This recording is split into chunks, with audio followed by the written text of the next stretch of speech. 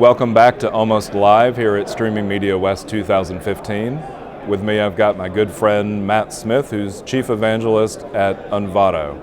So Matt, you were actually on a session earlier today. Tell me about the session. So we're talking about Streamstitching, and Streamstitching refers to a couple of things. It's not just about ad insertion.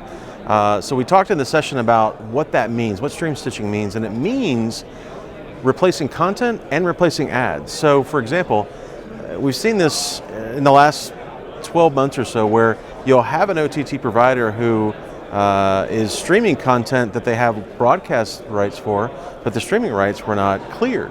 So they get into a situation where they either have to put a slate up, which is a horrible user experience, or the better experience is to spin up and replace and stitch in a piece of content they do have the rights for. So if it's say a halftime show that they don't have rights to, instead of putting up a slate, put another piece of content in there. Absolutely. So there could be a variety of things, right? Music clearance rights, broadcast, streaming rights, whatever the case is, and whatever that business logic says, the technology should be able to enable the publisher to stitch in that content in real time. Okay. The other definition is becoming more and more common, I think, and more understood in our space, which is ad insertion, or more commonly referred to lately as SSAI, or server-side ad insertion. Right, exactly. So those two things define what stream stitching is as an overview, and that's what we talked about. As a matter of fact, you and I have talked about SSAI. What did it replace?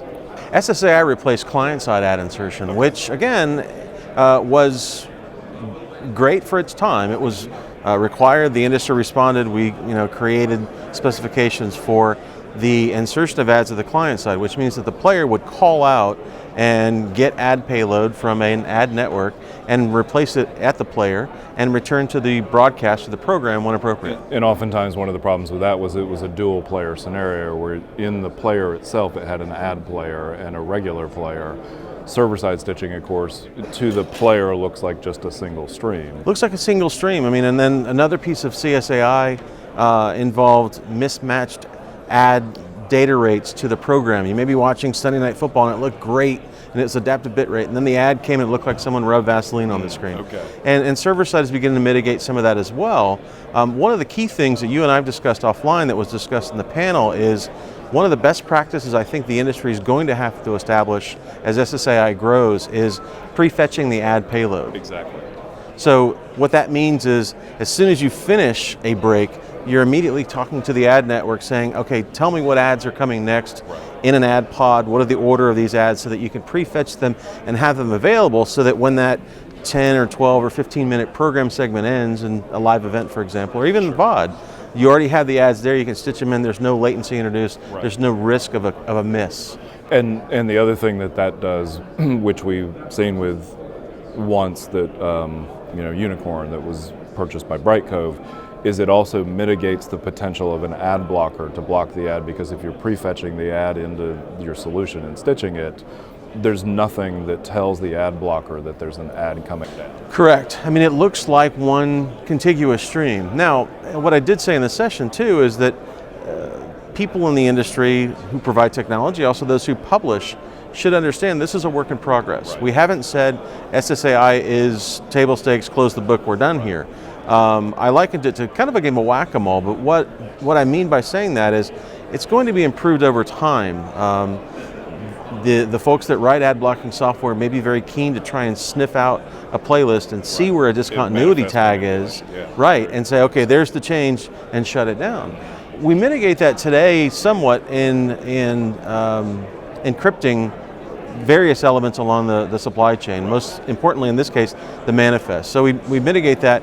We've been doing this for a couple of years for some of our very big broadcast clients. So we joked in there that it's funny that this has become the boogeyman all of a sudden, because we've solved this problem for a couple of years, and we positioned in there that perhaps it was iOS 9 and the content blocking toggle, and then the apps that you buy and stack on top of it that have created all this, fear. And which is true, because ad blocking had been very much a desktop scenario, and now suddenly with iOS 9 we have the potential for it to become a tablet and mobile device. Exactly, and you've got entire audiences who have come up watching all their content on tablets and smartphones. So the solution, has to be, or the solution has to be applied to that market in addition to the desktop market, which we kind of had solved for, but the devices are, a new challenge. But like I say, the technology's been working. It's been preventing, ad breakage, if you will, Sure. in the space for a while. So what else is Anvato doing these days? Just a quick overview. We're seeing more and more publishers who are wanting to extend their live linear over-the-top streaming with ad insertion to new platforms. I say new platforms, but new platforms for them. So they're looking at more casting.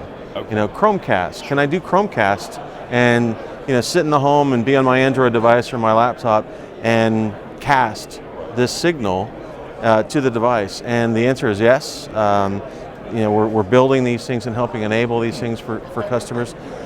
We think the new Apple TV is a very interesting new frontier because it opens this up to a variety of other publishers and options, if you will. It's not as lockdown is not the right term, but it's not as focused a platform as the previous versions of Apple TV were. The important thing there to take away, though, is that the video experience is the same, the ad replacement's the same, so we're not having to look at each platform and go, okay, new problem, how do we solve for this? Because once the content's been conditioned, it works on every device, every screen, natively with that same experience. And again, for big broadcasters, big publishers, big media brands, that's table stakes. Okay. One final question. I've asked this to a couple of the people that I've interviewed. HDR, 1080p 60, 4K, which one's going to get traction in the industry first? I think that HDR is the holy grail there. Okay. It is the lighted briefcase in Pulp Fiction. Here's the reason. HDR applies to both those other two scenarios.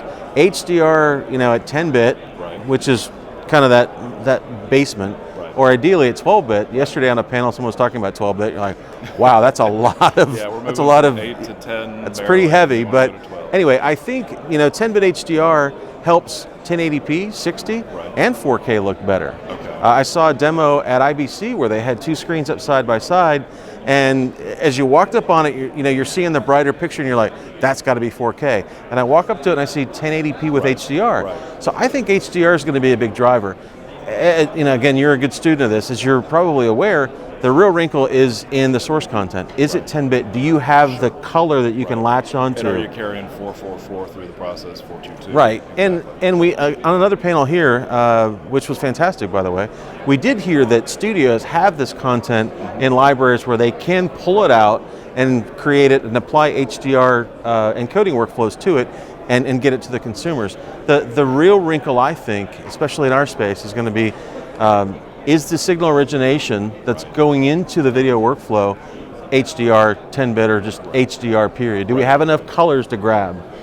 So that leaves us 1080p 60 or 4K. I mean, do we? I mean, obviously there's been an attempt in the consumer space to sell 4K UHD monitors. I'm hearing, at least from a consumer standpoint, that HDR 1080p 60 monitors are going to be the next big thing this year. Could be. I'm certainly no expert on the CE space, but I will tell you this. As you know, I've been in this industry a long time. I was a skeptic of 4K, and I thought this is just marketing speak to get people to buy televisions. Well, my own use case, I had a TV that went out last week, and went out to Costco and bought a 4K television. And I got to tell you, watching some of the streaming content on Netflix and Amazon Prime, Especially something like the Roku 4 that has 4K capability. eye-catching. I mean, this was native through the set that I bought, but seeing Frank Underwood in House of Cards, at 4K was unbelievable. I mean, the detail and the color, you're really pausing it and looking at it and looking at everyone else in the living room going, did you see that? Which tells me we're going to have a whole lot of remastering going on in the industry, just like we had from DVD to Blu-ray. We're going to be seeing the same thing, the 4K content. And live streaming 4K content is not trivial. Right. I mean, there's a lot of heavy lifting. It's very complex. So I'll go on a limb and say I think it's going to be a while before we see that en masse. Okay. I think we'll still see some trials and tests here and there. But even when I bought this set, I had a family member say, well, this is great, but who's broadcasting in 4K? And the answer is no one, Right, exactly. right? But like I said, we do have libraries of content that are growing, Right. of 4K content that's wonderful to look at. But clearly, in terms of the curve, we're at the far left, bottom left, if you will. So more uptake in VOD on 4K than in live, but obviously as more 4K sets get out there, then there's more of an impetus for somebody to look at broadcasting live in 4K. Absolutely. And like I said, I was an early skeptic, but I'm seeing is believing. I'm now a believer. Good. Awesome. All right, so this has been Matt Smith, the Chief Evangelist at Anvato. And again, this is Almost Live at Streaming Media West 2015.